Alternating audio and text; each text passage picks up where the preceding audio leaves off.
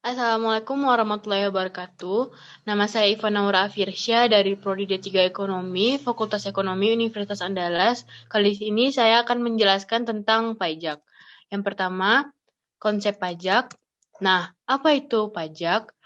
Pajak adalah iuran rakyat kepada negara berdasarkan undang-undang sehingga dapat dipaksakan dengan tidak membalas jasa secara langsung. Maksud yang di sini tidak secara langsung adalah rakyat mendapatkan benefit seperti bisa menggunakan jalan raya, menggunakan jembatan, dan lain-lain. Nah, selanjutnya saya akan menjelaskan pengertian pajak menurut Undang-Undang Nomor 16 Tahun 2009. Pajak adalah kontribusi wajib pajak kepada negara yang terutang oleh orang pribadi atau badan yang bersifat memaksa berdasarkan undang-undang dengan tidak mendapatkan imbalan secara langsung dan digunakan untuk keperluan negara bagi sebesar-besarnya kemakmuran rakyat. Selanjutnya, saya akan menjelaskan dasar hukum pajak. Dasar hukum pajak terbagi dari 8. Yang pertama, UU Nomor 6 Tahun 1983 tentang Ketentuan Umum dan Tata Cara Perpajakan diganti dengan UU Nomor 16 Tahun 2000. Yang kedua, UU Nomor 7 Tahun 1983 tentang Pajak Penghasilan atau UU PPH diganti dengan UU Nomor 17 Tahun 2000. Yang ketiga, UU Nomor 8 Tahun 1983 tentang pajak pertambahan nilai dan pajak penjualan diganti dengan UU Nomor 18 Tahun 2000. Yang keempat, UU Nomor 12 Tahun 1985 tentang pajak bumi dan bangunan atau UU PBB diganti dengan UU Nomor 12 Tahun 1994. Next, yang kelima, UU Nomor 19 Tahun 1997 tentang penagihan pajak dengan surat paksa diganti dengan UU Nomor 19 Tahun 2000. Yang keenam, UU Nomor 21 Tahun 1997 tentang biaya perolehan hak atas tanah dan bangunan diganti dengan UU Nomor 20 Tahun 2000.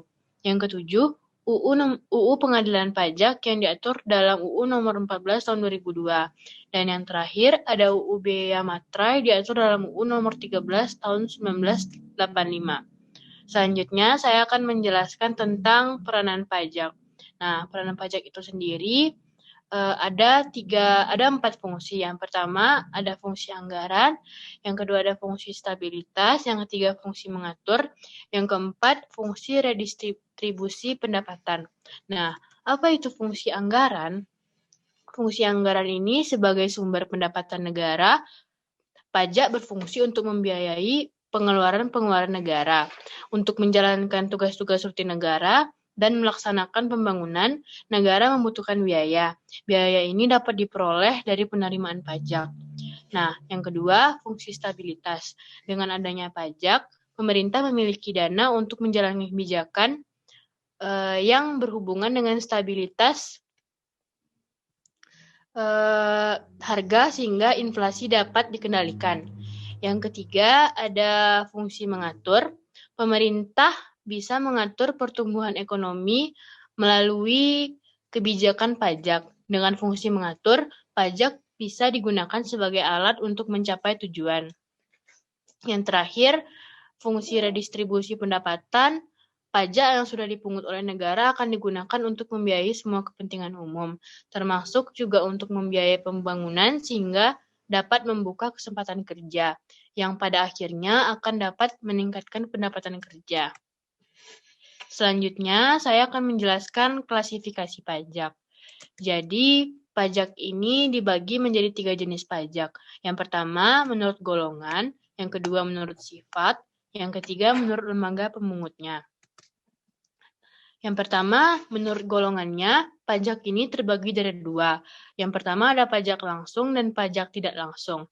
Pajak langsung adalah pajak yang harus dipikul atau ditanggung sendiri oleh wajib pajak dan tidak dapat dilimpahkan atau dibebankan kepada orang lain atau pihak lain. Contohnya, pajak penghasilan atau PPH. Yang kedua, pajak tidak langsung. Pajak tidak langsung adalah pajak yang pada akhirnya dapat dibebankan atau dilimpahkan kepada orang lain atau pihak ketiga. Contohnya yaitu pajak pertambahan nilai atau PPN. Yang kedua, saya akan menjelaskan pajak menurut sifatnya. Menurut sifat, pajak ini terbagi dari 2 jenis. Yang pertama ada pajak subjektif, yaitu pajak yang pengenaannya memperhatikan keadaan pribadi.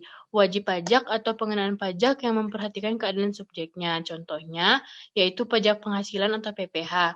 Yang kedua, saya akan menjelaskan pajak objektif, yaitu pajak yang pengenaannya memperhatikan objeknya, baik berupa benda, keadaan, perbuatan, atau peristiwa yang mengakibatkan timbulnya kewajiban membayar pajak tanpa memperhatikan keadaan pribadi subjek pajak atau wajib pajak maupun tempat tinggal. Contohnya yaitu pajak pertambahan nilai. Yang terakhir, saya akan menjelaskan pajak menurut lembaga pemungutnya, terbagi dari dua.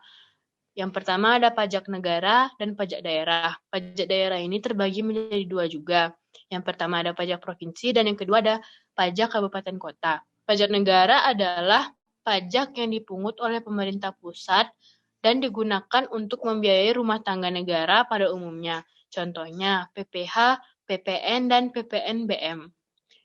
Yang kedua ada pajak daerah. Pajak daerah adalah pajak yang dipungut oleh pemerintah daerah, baik daerah tingkat 1 yang tadinya pajak provinsi maupun daerah tingkat 2 yang seperti yang saya jelaskan tadi, pajak kabupaten atau kota, dan digunakan untuk membiayai rumah tangga daerah masing-masing. Contohnya adalah pajak kendaraan bermotor, bea balik nama kendaraan bermotor, dan lain-lain.